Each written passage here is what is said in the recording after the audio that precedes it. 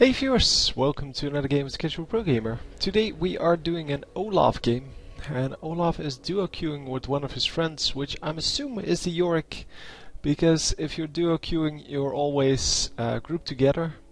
So these two will be a duo queue, these two will be a duo queue, this will be a single queue, a solo queue.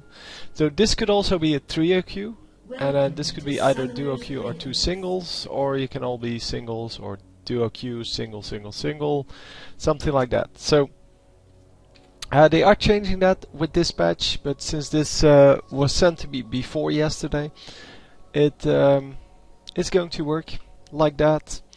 So yeah, they are going to change up how the solo queue system works, but yeah, or the duo queue system. I mean, because now, as I said, the trio queues go for duo queues, and the duo queues go for solo queues. Which means that you never get to be in the top part, well, Beastly in the end game. Yeah, he can tower dive pretty well. He can nuke down squishy opponents and even tanky opponents pretty well. His problem would be, well, I don't know, CC doesn't bother him because of his ultimate. I guess his only problem would be kiting. More like this is not ranged, but that's because I don't like to play melee champions, and that has nothing to do with the fact that he's not good. And wow, doing a lot of damage there to Gangplank. Gangplank, of course, going to queue him at every opportunity, because the Q, the parlay, is going to do a lot of damage, and Olaf cannot reach that then. A lot of new players, well, I used to do that as well, but use the Q from the Gangplank on the minions because you get extra gold from that. That is not the way it should be done. You should try to hit your opponent with that, because harassing your opponent is part of what makes the top lane. And as you can see, both of them started off boots and potions. And Olaf's already gone through all of his potions. Gangplank still has one left. And yeah, Olaf will have to be a little more careful in order to stay in this lane. Because if he keeps taking damage from that Q, from that parlay, it is going to be very hard to stay in. Well, he's not going to be able to stay in. That's the basic thing. So he will probably pick up something that allows him to not take as much damage from that Q. So something like armor, or maybe life regen, life steal, I don't know, something like that. Armor and life steal would be the optimal solution here, of course, because that way he takes less damage from the Q, but also he has a lot easier time, wow, surviving. That is a lot of damage going down, and then the jungler coming in to do that last bit of damage, and fortunately Olaf does pick up that kill. Because that is really important, to get the early advantage. He gets an additional 300 gold, because that wasn't first blood, and well, he is... oh, he's 10 minions ahead already, wow. Yeah, Gangplank not able to farm here, because Olaf has been so aggressive with his reckless swing. He has been running through the minions all the time, and I really wish this was spectator mode, because then I could actually go back and, well, kind of point out what he did where. So please, people, turn on spectator modes. If you don't know how it is, open your LoL replay software, go to the options, that's top right, the little gear icon, and enable the box that, or well, check the box that says spectator mode, something with spectator mode, so record in spectator mode or something like that. It will allow me to utilize the replay in a lot of different ways and make it a lot easier for me to actually, well, get some advice going, get, well, prove my point in certain situations. Because in this this old replay system, what this is now, I cannot rewind, I cannot look at other lanes, and the rewind option has been proven to be very, very useful. Yeah, it allows me to replay a kill. So for example, if I miss a kill in one of the other lanes, because I'm mostly watching top lane and I want to see that, I can just hit backspace. It will go back 30 seconds and I will be able to see the kill. So Gangplank getting out of here, and Olaf is going to die because Udyr is a very strong jungler. He is not going to die anytime soon to this Olaf. When he's that low, of course. Olaf can do pretty well against Udyr when he's a higher level. But yeah, that's not the point at this moment, or not the case at this moment.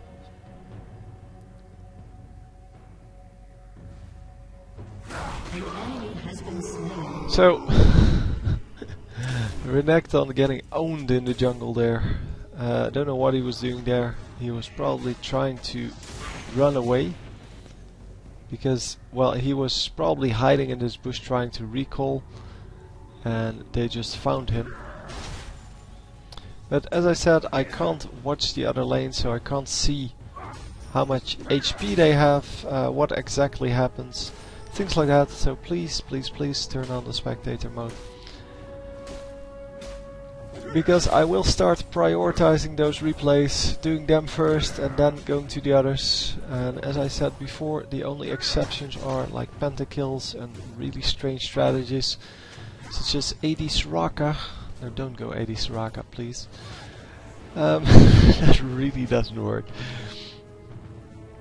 So really aggressive on the Gangplank once again, and Gangplank not able to farm at all. And he got an assist on that kill, but he didn't get the kill itself, so that's another 100 gold or so that he lost. And, well, not lost, but didn't get. And he is going to try to farm here, but he's not going to manage to do a whole lot, because Olaf is near. Both of them are melee champions. But he needs to either use his Q to farm, or he needs to harass a whole lot more with his Q. But Olaf's smart enough to buy extra health potions, and yeah, able to stay alive here for much, much longer. Jungler coming in, and we see a very, very easy kill for them. And that was super aggressive.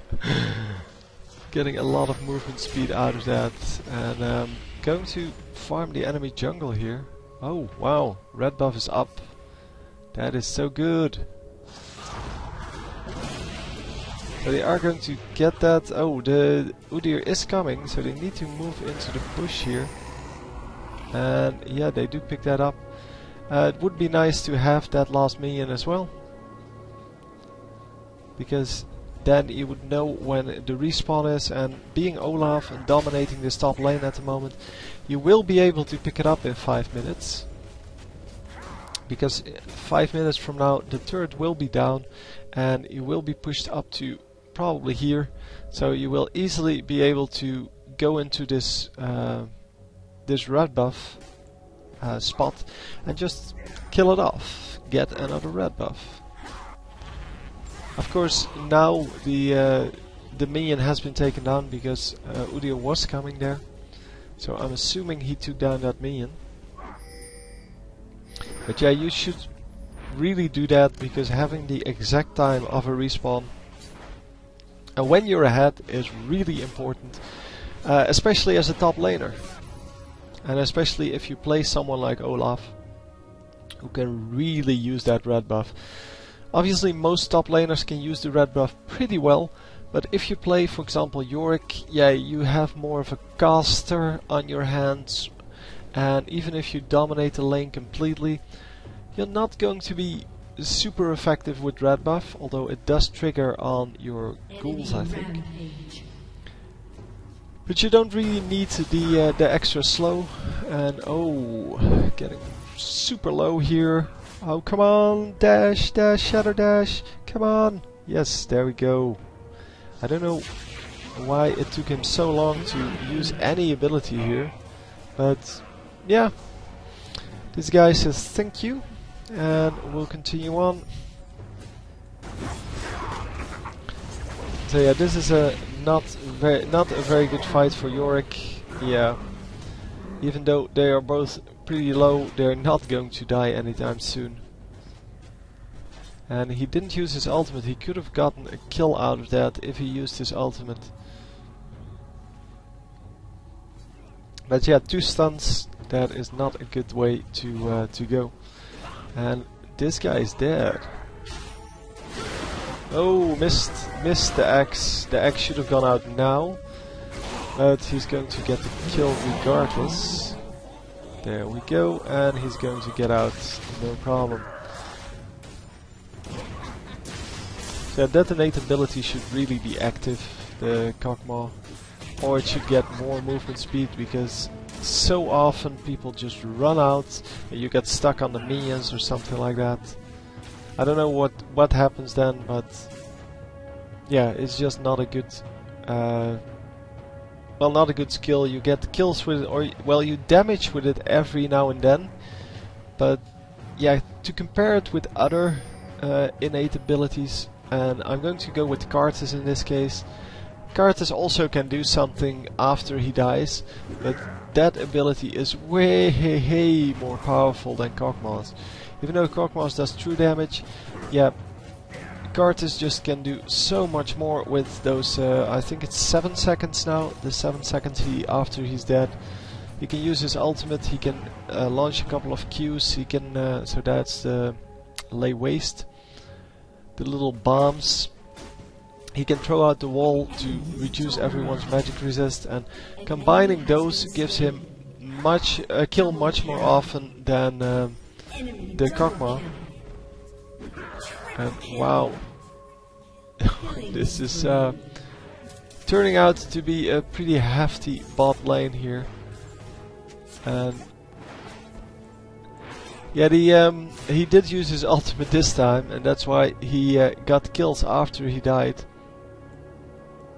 Oh, sorry, I didn't see if he went back to... Oh, missing the placement of that ward, and is going to die here for his attempt at warding. Yeah, you should never do that. If you're behind and you know that your enemy already came back once with the red buff, then you need to make sure that he's not able to sneak up on you like that. Because if you're behind, you need to play safely. You need to make sure that whatever happens, you're going to be safe. And yeah, making that mistake, obviously this is an easy mistake to make. It is not something that is bad play, it's just unfortunate that he didn't realize that that Olaf might be there and might be coming back that way. But the placement of this ward is horrible, because he was scared of the Olaf too much. But yeah, you should of course place the ward when you're already here. So you place the ward, for example, over here, and then when you run back it won't place the ward. So now he has a useless ward out, and yeah, it's just the Wriggles Lantern ward, but still he doesn't get any vision in the bush. So people can still sneak up on him from here, and he will get this much of a difference in when he can see the opponents. So now he can see them here, and otherwise he could see them here. So not a big difference. And the Rumble picking up a kill here, and Olaf's going to go for the other kill, looking down the shield there with his true damage, and going to get a very easy kill. Yorick is going to be fine too, and all in all they're just going to get out. So it's 12 to 10 with Olaf being 4-1, doing a good job here. And the only reason he can lose now is if he engages in fights that are multiples against one. Because one-on-one he should never lose. I don't think there's anyone he would lose against, because the Kog'Maw isn't fed at all. He has 92 minions, which is very nice. That's nice farming there, especially since there is no one with 0 minions. So Oh no, he's mid lane. Oh, never mind. So there is, yeah, he does get a lane all to himself. But Olaf already at 84. The mid laner though, I don't know who's mid lane. I guess that's Rumble. Yeah, a little behind there on the Kog'Maw. He has been harassed quite a lot, I'm guessing. And yeah, the only one that's fed on the enemy team is Aiden to Udyr. But yeah, he has no armor. So yeah, no problem for our Olaf here. And yeah, the shield can get nuked down by the... I don't know if it provides extra armor or is it just a shield. And yeah, he's going to... Oh no, you're still tanking the turret, get out! Oh, that was so close. He did spot that in time. No, you need to run back further. This is so risky. He doesn't know where the enemy jungler is, but he's going to get out safely. And if Gangplank had just added one more Q or one more auto attack, he would have been dead. Well, he would have probably walked out a little bit further then. But this was so close, man. So close. So yeah, the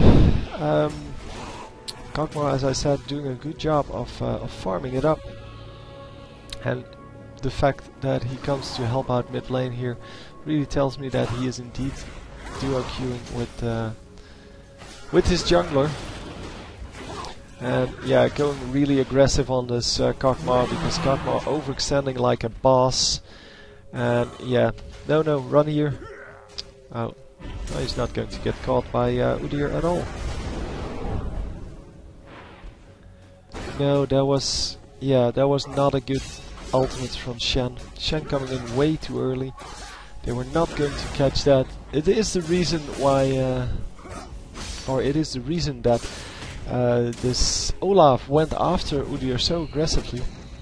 Because he really didn't want to in the beginning, and then the ultimate came in from Shen, and then he went for that. So they're going to take down this turret, or at least attempt to, but I cannot see what the HP on that is. And they're going to be fine. So obviously he wants to keep dominating this top lane, and going to have a lot of access to chase down this Gangplank. Finally hitting him, and going to do the damage here. Wow. This aggression is so nice to watch. It makes it so interesting to see. But yeah, he does get taken down there. Kog'Maw landing a little bit of an assist there. It's really a little bit too aggressive, but I like the gameplay. The style of play is so good because he's so aggressive. It makes it interesting to watch. You can also stand back and farm, so just chase Gangplank around so that he's out of the range of the minions, and then yeah, I don't know, it's just way more interesting to see the nice aggressive play. And Shen and Rumble actually taking out another turret here. And are they going to... yeah, they are going to die for that. I think both of them are going to die for that from the aggression that the enemy is showing here. No, actually really high health still. So the enemy way too aggressive there, took a lot of tower shots. And yeah, really for nothing, because Rumble wasn't even low yet. They are going to take down this turret now, and now of course they need to go aggressive on Rumble. But two extra guys coming in, and it is going to be interesting to say the least to see how this ends.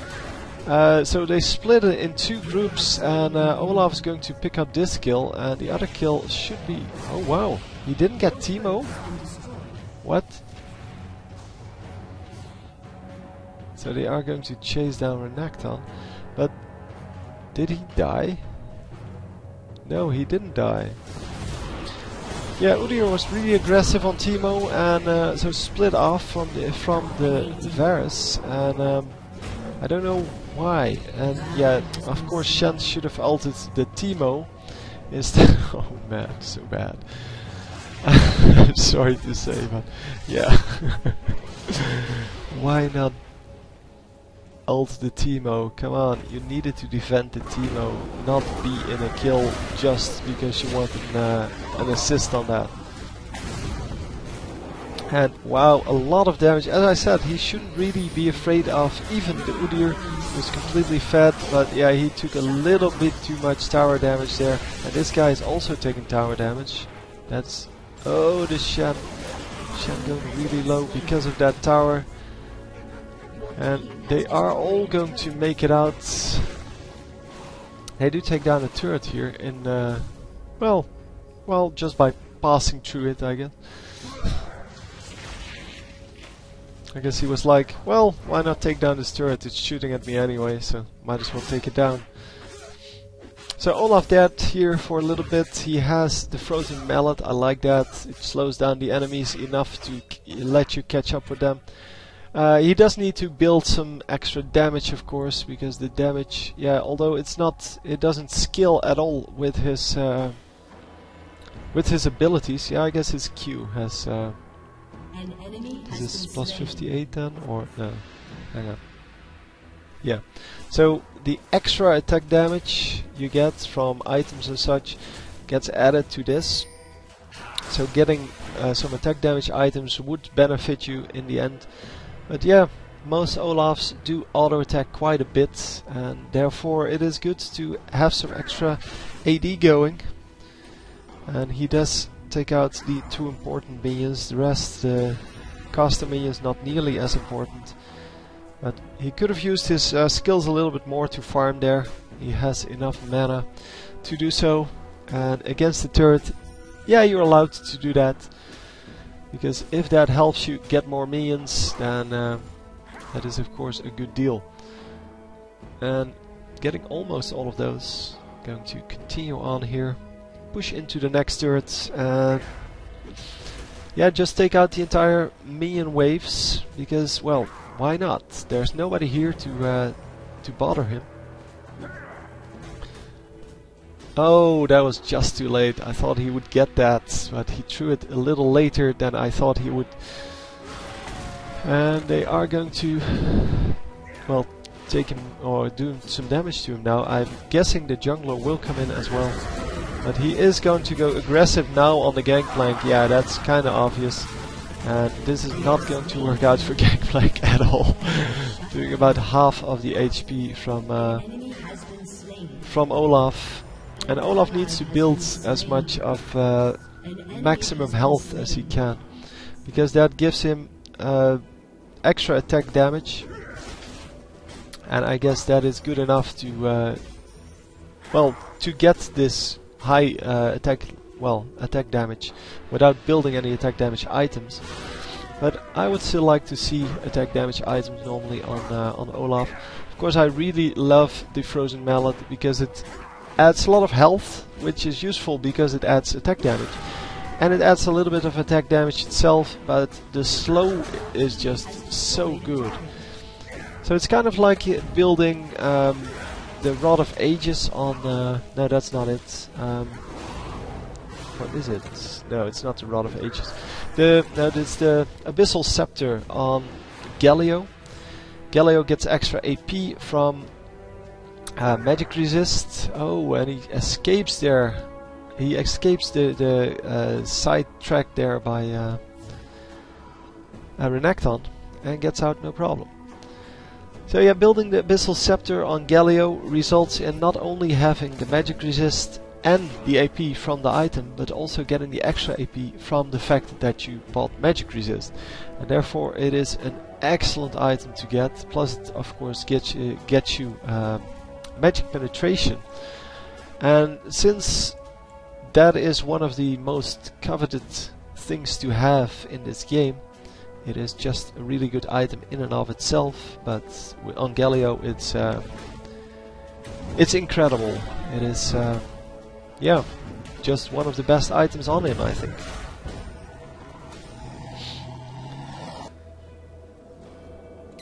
And yeah, we are going to ward this Baron, I'm assuming. No, we're not going to ward the Baron. Just going to assume that the enemy isn't interested.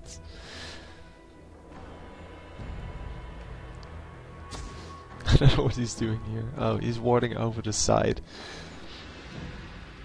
Oh, they're going to do it together. Yeah, and now I know for sure they are indeed on some kind of voice chat, because without a ping or anything, they decide to go for Baron. And this should be really good, because the minions from Yorick will actually tank a lot of the Baron damage here. Because the Baron will attack the closest to him, and the minions always creep up right in his face. So doing the Baron with a Yorick on your team is really good, especially if he has a little bit of cooldown reduction, because then you will never run out of minions. And that is just a good thing to have. So free Baron here. A 2-man Baron is always a good thing to have, because then the enemy team doesn't know that you're doing Baron, because people are still in the lane. And Olaf has been missing for most of the game anyway, for the enemy team that is, because he's been jungling a lot, he's been running from lane to lane, because he's such a fast wave pusher. So he cleans up all of the minions in a wave virtually instantly with his X, and yeah, X into X. Because you get a lot of the cooldown back if you pick it up. And wow, this dude is so dead. The slow going down, and they should be able to pick him up. I don't know where the rest went. Olaf split off from the team. He was going to go around the back to catch, well, to catch up with the Udyr, but Udyr does have a movement speed buff, and that is going to allow him to get out of that. I was assuming that the slow was good enough, because the slow from Olaf hit, and then Rumble should have followed up with his slow. We have a taunt on Shen, and all in all that should have been good enough. So wow, I don't know what he's doing. They know the entire team is there, and Rumble has a slow on his ultimate as well, of course. And they need to go after this Oracles when it comes back in range again. And Olaf coming in from the back and doing the right thing here, taking out the Oracles. And going for the Varus now. Yeah, doing the good thing. This kill is secured, so he's going for the other kill. And he needs to get out. No, yeah, he's ulted by... he was ulted by Yorick. Great ultimate from Yorick, because it actually resulted in a kill. And Olaf dies finally. A little bit of lifesteal from the minion there. And is he going to get out alive? Yes, he is. So he still has plenty of health. They're going to take down the turrets, take down the inhibitor, because only Gangplank and Kog'Maw are up. And it's 1 and 6 and 2 and 5. So even though Kog'Maw has a lot of farm, he has the highest farm in the game, in fact, he is not going to be able to do a whole lot. 290 AP, that's pretty nice. But yeah, will not manage to get any kills going. I don't know why he flashed for that, but he did flash. And he missed his ult. Well, so it wasn't really useful, but even if he hit that, everyone is still at a pretty decent amount of health. So it's not a real problem. Yorick, oh, I thought he was going to go into the mid lane. Oh, Teemo in some trouble. But the rest of his team showing up. Teemo needs to get out of here though. And he is going to die here, I'm assuming at least. But Varus, oh, yeah, there was probably a blind going off at some point. And we are going to watch the Olaf dominate these two guys now. Yeah, although he has a lot of kills, this Udyr, he really isn't doing anything. He doesn't have the damage necessary to kill people himself. So even though he did very well in the early game, and well, still 12 and 5 is pretty good, but the items he's building are just not good at all for this, against this team composition and in the situation we're in. That's why you don't follow a guide, because this Wit's End, yeah. Against who is that aimed? I mean, it's magic resist, and The only magic resist is Rumble, and he hasn't really been owning it up. It's Olaf and Yorick, so you need to build armor. You don't have to build Wit's End at all. And yeah, I know he had the Wit's End really early on, but the Gangplank also got dominated really early on. So it was kind of easy to see that that was going to be a problem. And obviously with Yorick and Olaf doing very well, he needs to build more armor. And he is building more armor now. He is going for the Red Runes Open. And they are going to pick up a whole lot here. So Olaf suicided into the enemy team, did a lot of damage. And the rest of his team now reaps the benefits of that sacrifice. And if the slow goes down here, yeah, well, he's dead anyway, never mind.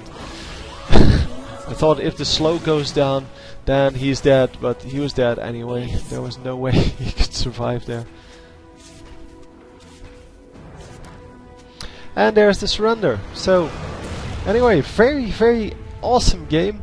Lots of aggression, and I like that. So I hope you enjoyed too, and I will see you next time. GG.